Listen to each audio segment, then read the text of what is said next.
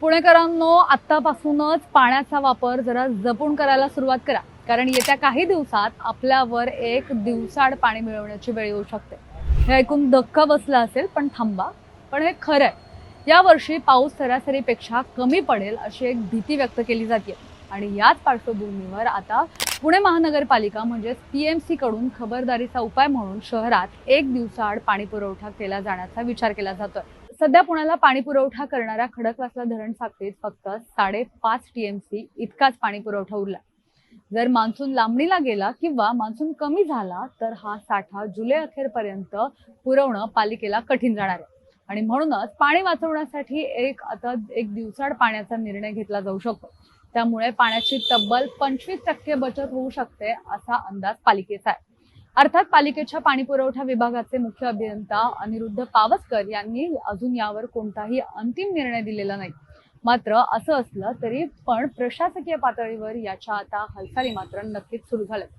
आता या संपूर्ण परिस्थितीवर तज्ञ आणि सामान्य नागरिकांकडून एकच संतप्त सवाल विचारला जातो की पालिकेच्या स्वतःच्या नाकर्तेपणामुळे होणाऱ्या या पाणी वाया जाण्याची शिक्षा सामान्य पुणेकरांना आणि नागरिकांना का भोगायची?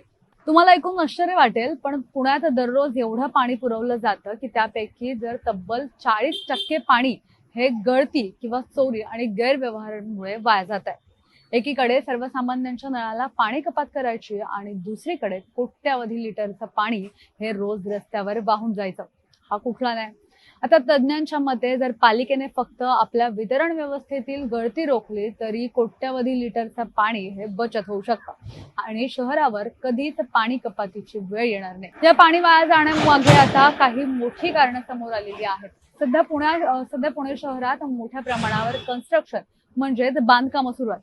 नियम असं सांगतो की बांधकामासाठी सांडपाणी प्रक्रिया केंद्रातील म्हणजेच एसटीपीचं प्रक्रिया केलेलं पाणी वापरायला हवं.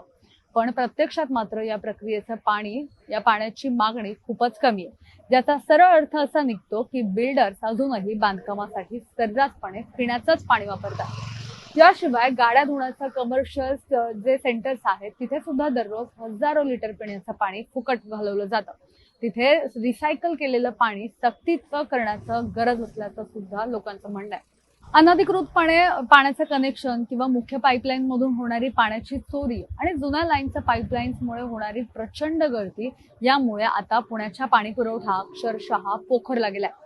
खरं पाहिलं तर पुणे शहराला दरवर्षी 14.5 टीएमसी पाणी मंजूर केलेलं आहे. पाणी वाढतं. शहरीकरण उद्योग आणि पालिकेत समाविष्ट झालेली ही नवीन 24 गावं, तर या गावांमध्ये सुद्धा आता पाण्याचा पुरवठा होत नाहीये.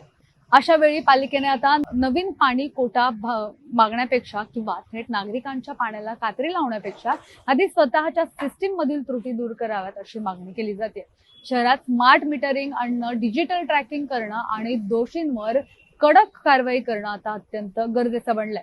शेवटी विचार करण्यासारखी गोष्ट हीच आहे की दरवेळी निसर्गाच्या नावाने बोट दाखवून नागरिकांना वेठीस धरण्यापेक्षा प्रशासनाने आधीच आपल्या घरातल्या गळक्या बादल्या दुरुस्त करायला हव्यात.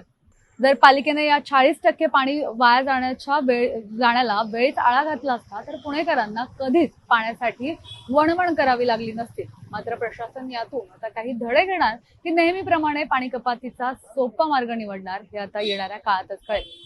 कॅमेरा पर्सन अजय गंगुर्डे सह मी मोना येनपुरे, सिविक मिरर, पुणे.